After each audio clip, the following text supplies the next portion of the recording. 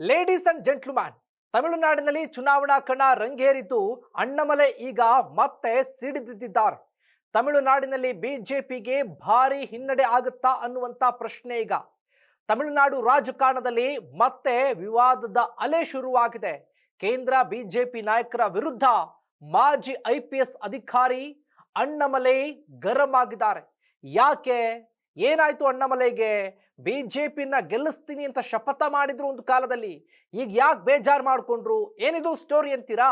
S ವೀಕ್ಷಕರೇ, ಇದೇ focus ಟಿವಿಯ ಸ್ಪೆಷಲ್ ಸ್ಟೋರಿ, ಕೈ ಕೊಟ್ಟ ಅಣ್ಣ.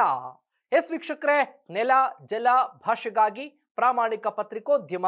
ನೀವು ನೋಡ್ತಾ ಇದ್ದೀರಾ ಫೋಕಸ್ ಟಿವಿ. ನಾನು ಶಿವು ರಾನರಾಪುರ.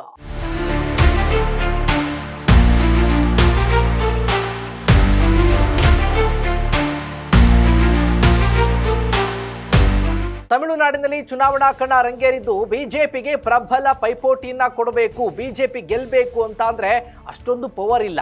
ಯಾಕೆ ಅಂದ್ರೆ ಪ್ರಾದೇಶಿಕ ಪಕ್ಷಗಳ ವರ್ಚಸ್ಸು ಜಾಸ್ತಿ ಇದೆ.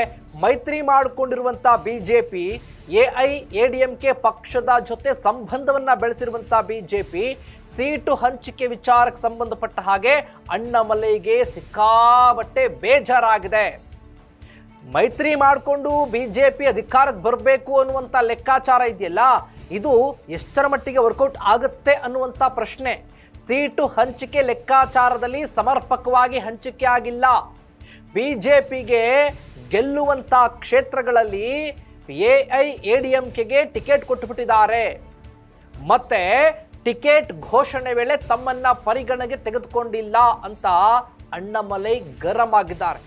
ಮಾಜಿ ರಾಜ್ಯಾಧ್ಯಕ್ಷ ಆಗಿದ್ದಂಥವರು ಬಿಜೆಪಿಗೆ ಬಾವುಟ, ಕೇಸರಿ ಬಾವುಟವನ್ನ ತಮಿಳುನಾಡಿನಲ್ಲಿ ಅಬ್ಬರಿಸಿ ಬೊಬ್ಬಿರದಂತ ನಾಯಕ ಅಣ್ಣಾಮಲೈ ಈಗ ಈ ಕ್ಷೇತ್ರಗಳಿಗೆ ಸಂಬಂಧಪಟ್ಟ ಹಾಗೆ, ಟಿಕೆಟ್ ವಿಚಾರಕ್ಕೆ ಸಂಬಂಧಪಟ್ಟ ಹಾಗೆ ಸಿಕ್ಕಾಬಟ್ಟೆ ಬೇಜಾರು. ನಾವು ಗೆಲ್ಲೋ ಕ್ಷೇತ್ರ, ಬಿಜೆಪಿ ಗೆಲ್ಲುವಂತ ಕ್ಷೇತ್ರಗಳು ಕೊಟ್ಟಿಲ್ಲ ಅಂತ.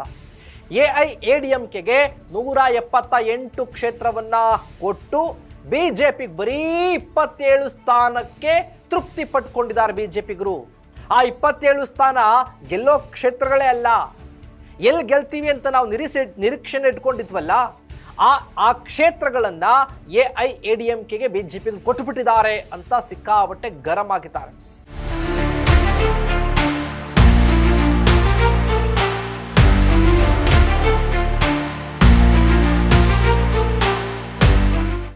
ಈಗ ಬಿಜೆಪಿ ಹೈಕಮಾಂಡ್ ಮೇಲೆ ಇದೇ ಅಣ್ಣಾಮಲೈ ಅಸಮಾಧಾನವನ್ನ ವ್ಯಕ್ತಪಡಿಸಿದ್ದಾರೆ, ಸಿಟ್ಟಾಗ್ಬಿಟ್ಟಿದ್ದಾರೆ.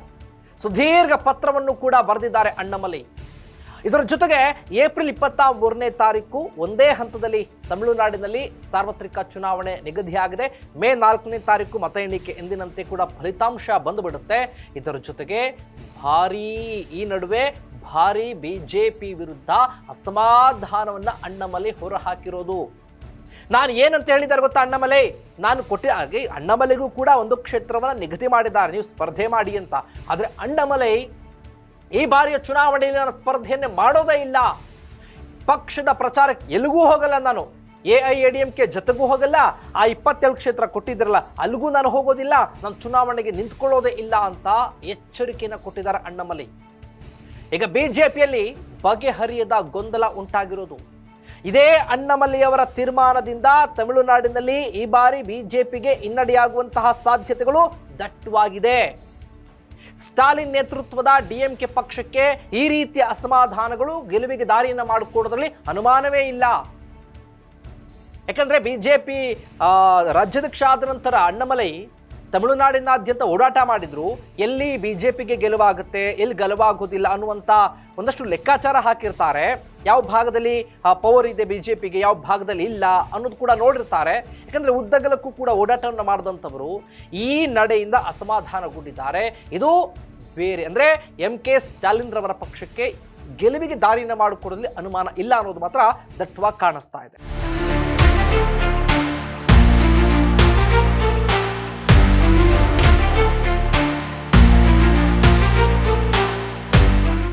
ಏನ್ ಮಾಡ್ತಾರೆ ಬಿಜೆಪಿಗರು? ಅಣ್ಣಾಮಲೈ ನಿಲುವೇನು? ಕಾದ್ ನೋಡೋಣ. ಇದಾಗಿತ್ತು ಫೋಕಸ್ನ ಸ್ಪೆಷಲ್ ಸ್ಟೋರಿ, ಕೈ ಕೊಟ್ಟ ಅಣ್ಣ. ಎಸ್ ವೀಕ್ಷಕರೇ, ನೆಲ ಜಲ ಭಾಷೆಗಾಗಿ ನೋಡ್ತಾ ಇರಿ ಫೋಕಸ್ ಟಿವಿ.